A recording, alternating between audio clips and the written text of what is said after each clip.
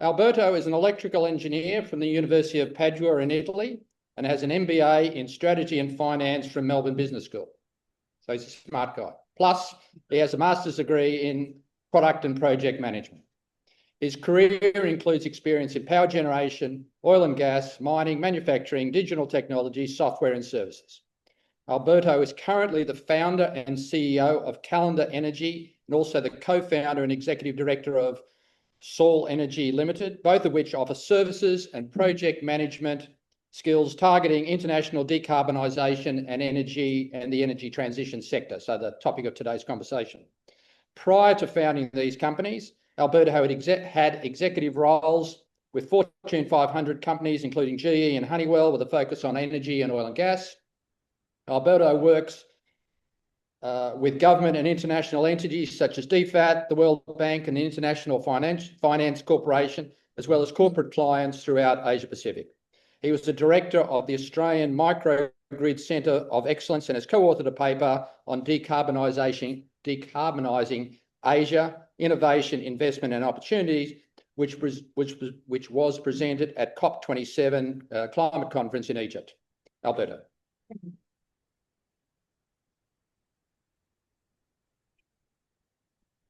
Thank you all. Thank you, Rotary, obviously, for the great opportunity. And I would like to do this is that energy can be a very dry topic. Okay. So I would like to keep it interactive. If you have any question, okay, I want to keep 5 or 7 minutes at the end of the sessions, but please feel free to interrupt me and there is no issue. I prepared some slides. I didn't know that there was not visual aid here, so I'll go a bit off the cuff / reading what I've got on the slides. And basically what the topic is today is comparing the challenges that there are in terms of energy transition between a developed countries like a country like Australia versus a developing country that I picked. One of my favorite developing countries is Papua New Guinea, because there is not much more to go undeveloped than that. So these are the two countries that we're looking at. So we're starting from Australia in terms of the net zero policy. So our government, and I'm not making a political statement or anything, it's Labour Liberal. We've signed up to a net zero plan, obviously that touches upon all the sectors all the industrial sectors that there are in Australia. Electricity, transport, general industry, agriculture, resource sector, and building and construction.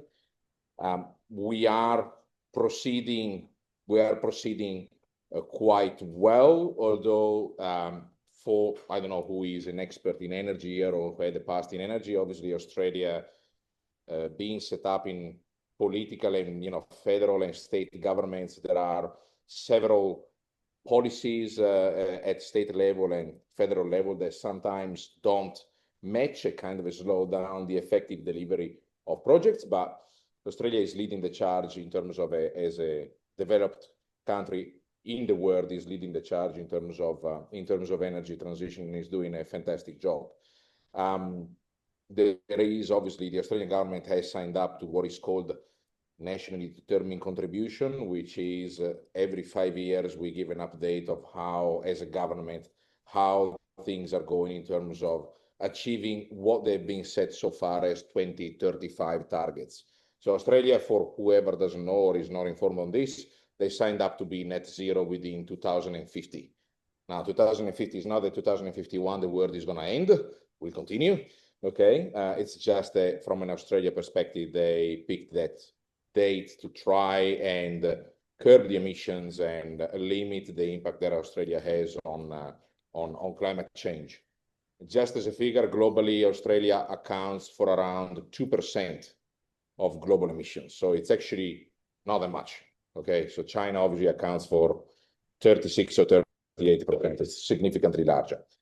There are, the role of the energy transition. There are a number of sectors, as I mentioned, where things are moving. And again, I'm sorry, I'm looking at the slides as well. So energy, 85% of emissions in Australia are created within the energy sector, within the power sector. the electricity sector has been a significant source of abatement. So we are responsible. The electricity sector is responsible for 43 million tons of CO2 equivalent emission reductions every year since 2016. So there has been a big reduction in terms of CO2 driven by the energy sector. But then there are all the other sectors that we mentioned before: industry, agriculture, transportation, etc. They need to catch up. And obviously, they are harder industries to decarbonize. The shift, to renewable energy, to renewable electricity, has driven again this abatement. We are endowed with incredible natural resources here in Australia. We have a lot of space. I'm originally from Italy, so for example, when you look at building a 500 megawatt solar farm, for example, here in Australia, just to give some statistics, 500 megawatts is around 500 hectares of land that needs to be utilized for a power plant of that size. Obviously, Australia has got land to spare. Italy, 500 megawatts would be a very big project, and there are a lot of Italians cramped in a very small space. So what I usually say in general to clients, to partners, or etc., is that energy transition is very much contextual. So you need to look at the context where you are. You cannot say, oh, look, China is doing that, we're going to do the same. No, because you are not China. You need to look at what you are as a country, as a population, as an industry. You need to take all those unique factors into consideration. The Australian energy mix, again, I had some statistics here. The majority is still represented by liquid fuels. Obviously, diesel plays a big role. There is natural gas. In terms of energy consumption, there is liquid fuels, natural gas, obviously electricity, and then there are other type of fuels that are contributing to the emissions.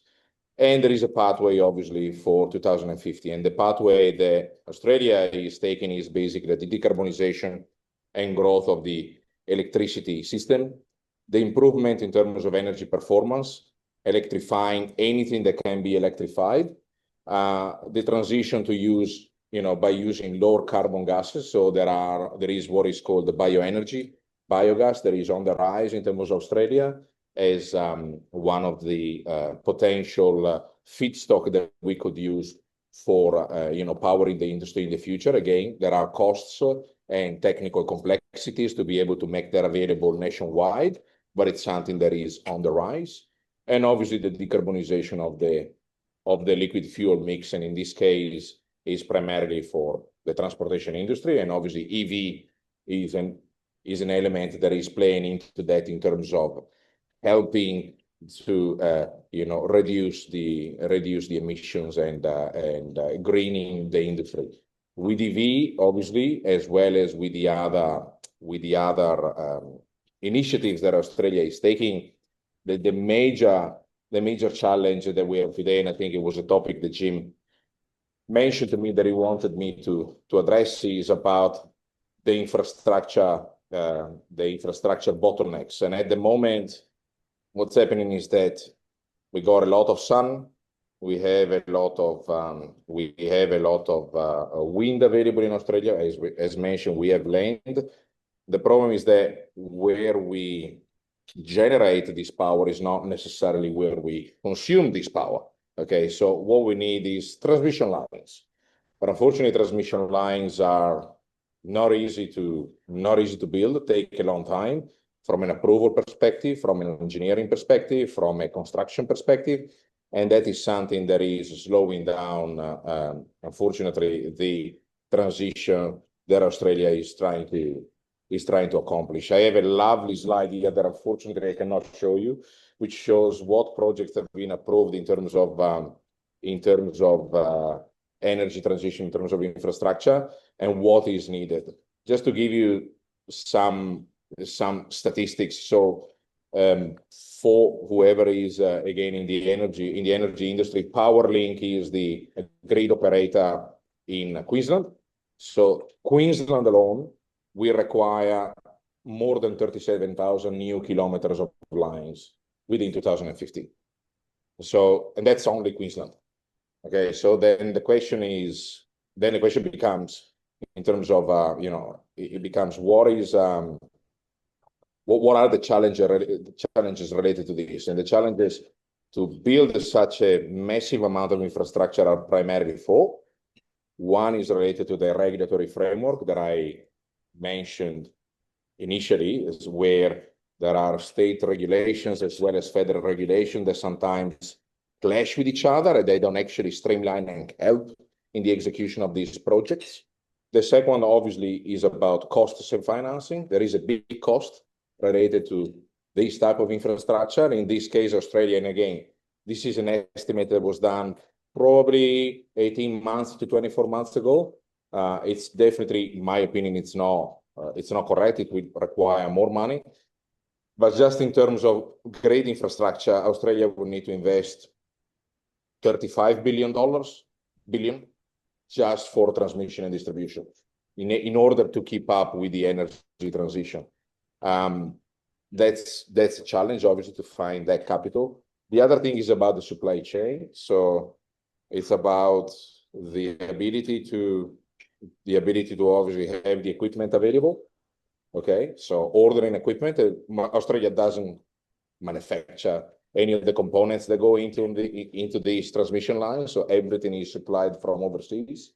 And obviously, we are one of the many countries that are trying to achieve this energy transition. Okay, so we're competing with a lot of the majority of the other developed countries that are trying to achieve the same thing within the same time frame, and that's an issue. The other two issues that can be resolved, but that are hard to fix. One is a skill shortage. We don't have enough people in this country with the necessary level of skills and expertise to be able to build that infrastructure to achieve the target that we have set so far. And the other thing is about the social license. And so transmission lines, obviously, they run for hundreds of thousands of kilometers, cut across agricultural land or properties or etc.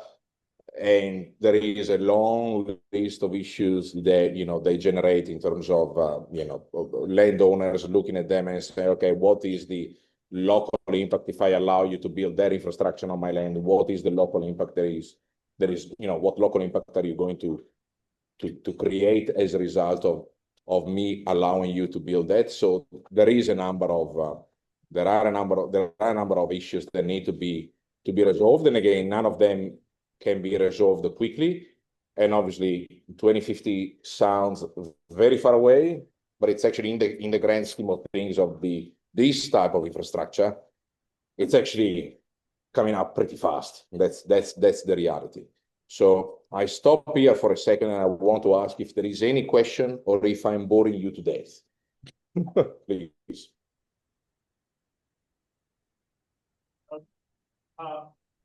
Wondering your comment on the scope for unit space. Yes. Generation of power.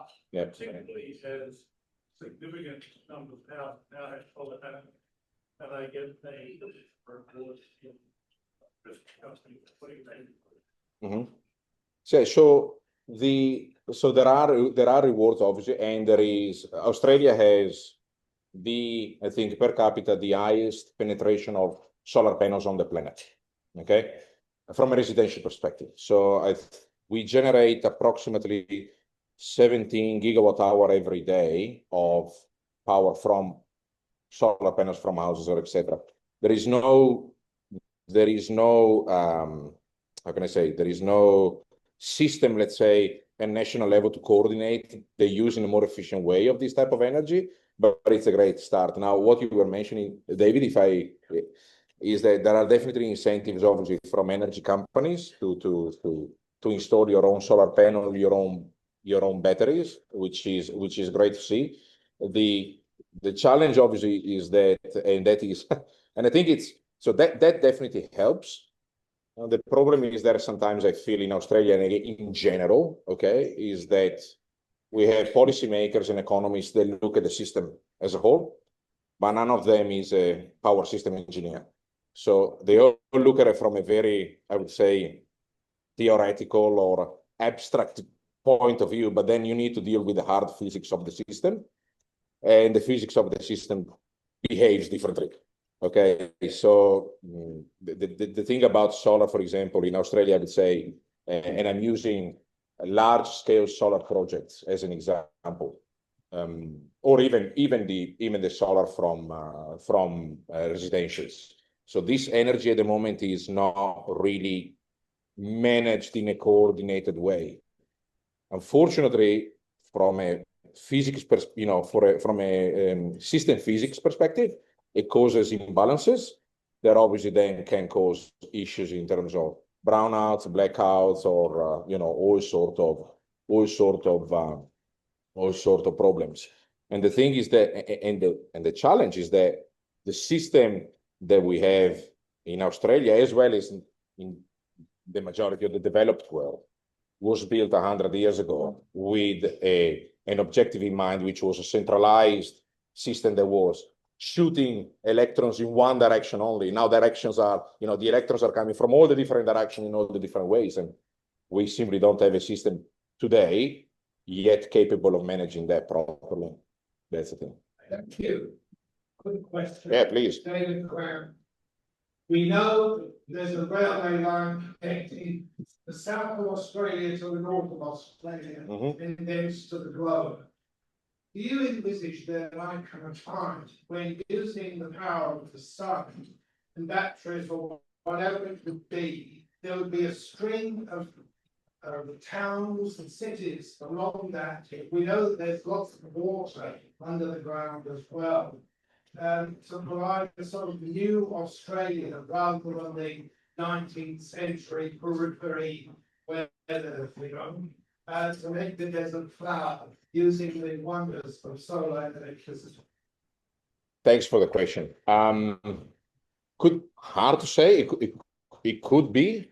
So the interesting thing about, and again, trying to stay on the topic that I was asked to talk about, was particularly in relation to the challenges of transmission and distribution infrastructure.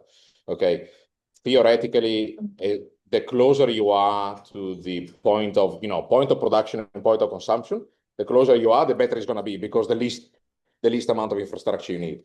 That could be something. I'm not an expert in planning, obviously, so I don't know from that perspective. That could be something that could emerge. At the moment, I don't know if you read the news. There is this very ambitious project that is called Sun Cable. Not sure if you heard of it. So Sun Cable is a project that has been spearheaded. It has been a number of years now. They are basically building, or they've got permit to build 24 gigawatts of solar and 24 gigawatts hour of batteries. So again, what are 24 gigawatts of solar is sea cable to be transported to Singapore, and that is meant to supply 20% of Singapore needs in terms of power. So that has already been approved in Australia and Singapore, as well as a strategic agreement. So there are those type of initiatives are now. Yes, please. So China, everybody is impressed with what China is doing.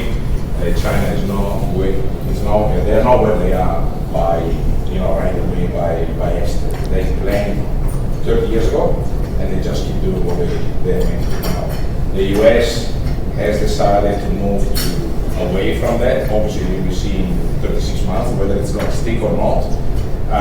How is that changing? Is that at the moment, if I look at it from an hydrocarbon perspective, so Qatar is the largest exporter in the world of gas. Australia is the second largest exporter, but soon will be surpassed by the US.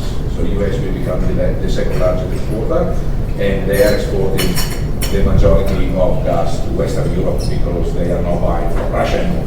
Okay, that is what is happening. I think is, in my opinion, I try to stay as neutral as possible from a technological perspective, is that we cannot, and Australia is kind of a bit guilty sometimes of that, there is this green mentality, which is great, okay, but it is almost becoming like a religious dogma than ingrained in reality, okay? Yeah. We need gas, okay? Gas is needed as a transition fuel, and if you put aside, I don't know who has Paramount last year and has watched a politically charged TV series called Landman. So there is a speech that he gives, I think on the second episode, about the oil business, okay? It is partially factually incorrect, but he's saying one thing that is right, and he's saying even if you move away from generating power with gas, which is fine. Gas is used in a host of things that has got nothing to do with power. This has got gas derivatives. This has got the gas derivatives. This one has gas derivatives. Your phone, everything, plastic, anything that you can possibly imagine is derived from gas. For that type of use of the gas, we don't have a replacement yet, nor in the volume that would be needed to displace gas. So again, don't want to sound like a gas lover, but there is still room to go for that type of fuel. Will we be able to replace it in the future? Most likely, but we're not there yet. And I think that to be able to have a balanced system, a pragmatic system, we need to consider all the options that we have available. The other thing that I've been discussing with some politicians in Australia, I find always hard to get a pragmatic response is that, okay, let's say that Australia gets, goes to net zero. Okay, let's assume that tomorrow we're fully green. Great, awesome, beautiful.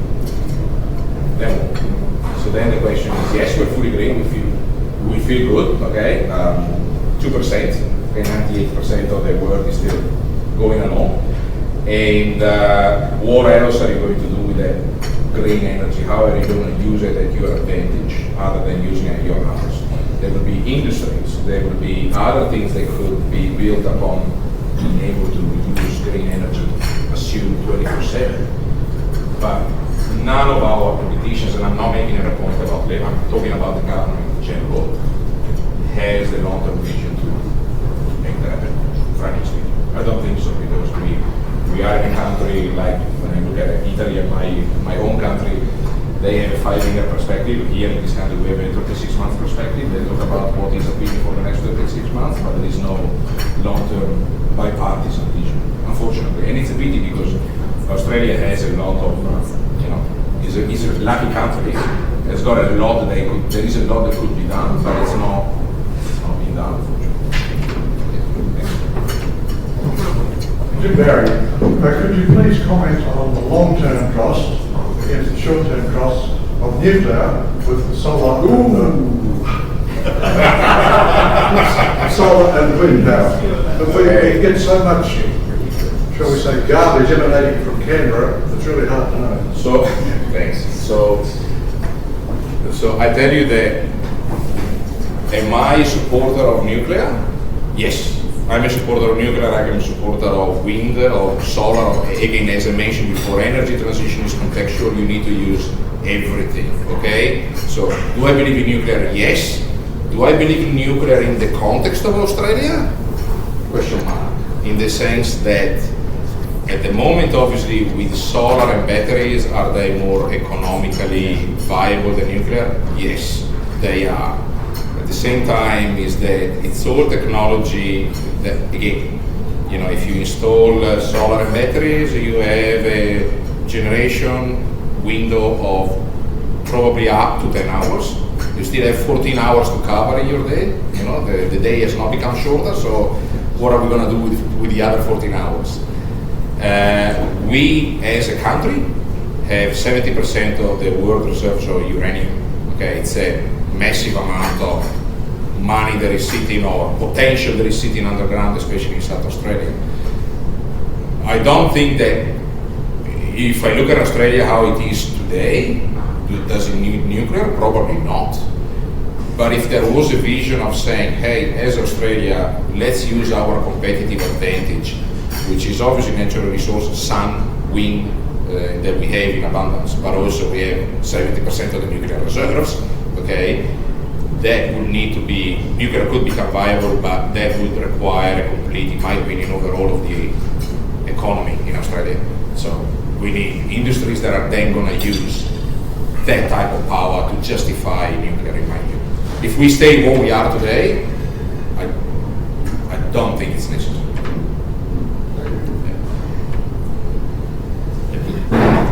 Hi, I'm Billy. Thank you so much for your presentation today. I had a quick question for you about the human capital in the energy transition. I think you mentioned before, in Australia, we don't quite have the skills and the talent in our current human capital. to deliver on some of the more innovative energy technologies that are coming out across the world. My question is, how do you incentivize talent from overseas to come to Australia, or how do you build that talent within the country itself? Difficult question. Obviously, salary would be one. Okay, competitive salaries. But the problem is that Australia is becoming a very expensive country. Okay, so people are weighing, with pros and cons from that perspective. I think there should be obviously a push for STEM or for science-based how can I say activities or initiatives at high school and university level. One of the things, and again I'm using the Italian schooling system that probably is not a good proxy, and I look at what my daughters are doing now here in Australia. So for example, here in Australia, high school, you can decide at a certain point to opt out from math. Okay, in Italy you can't opt out from math. There is no option. You do math until the end of your life. So I think it's about rethinking the education systems and it's easy to say. But the incentives will be, obviously the salaries, the quality of living that you have in Australia. But I think also is about that type of rethinking about the economy, okay, in terms of other industrial sector. Okay, now we have all this energy available. What are we going to do with it?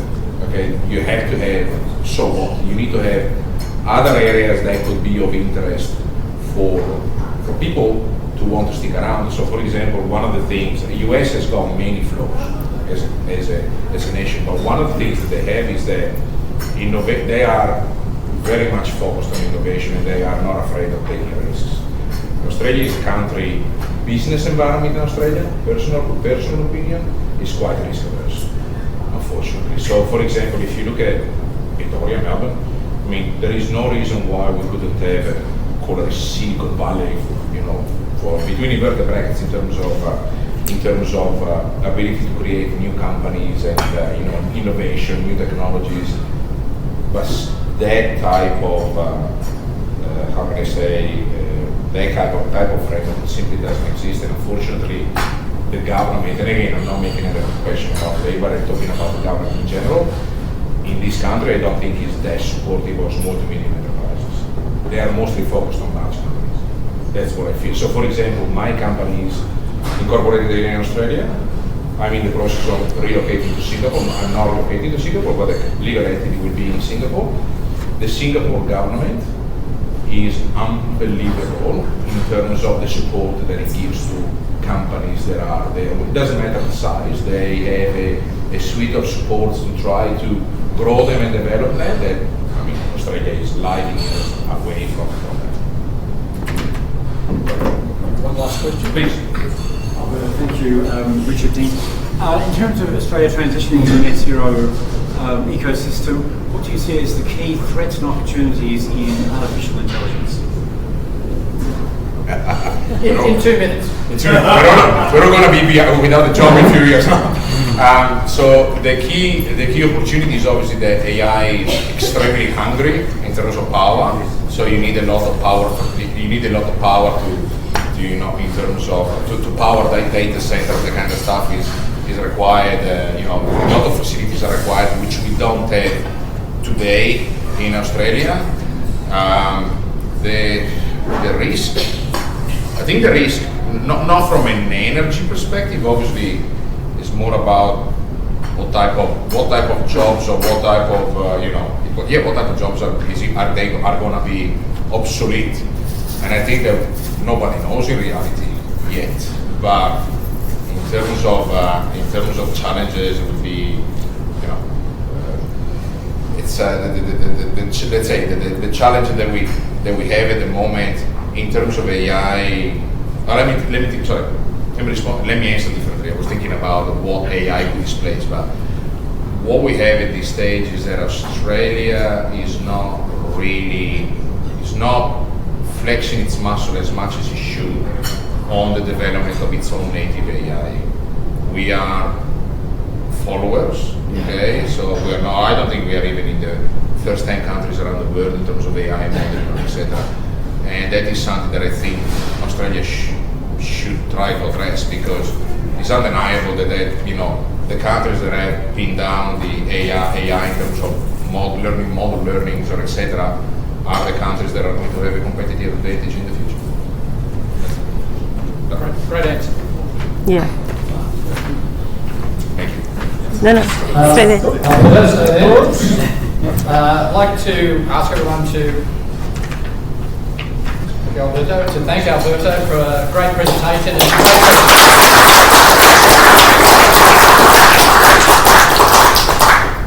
We always give our guests a special present, a pair of socks, courtesy of Wilderness Square and Phil Eddersby, past president and key member of the club.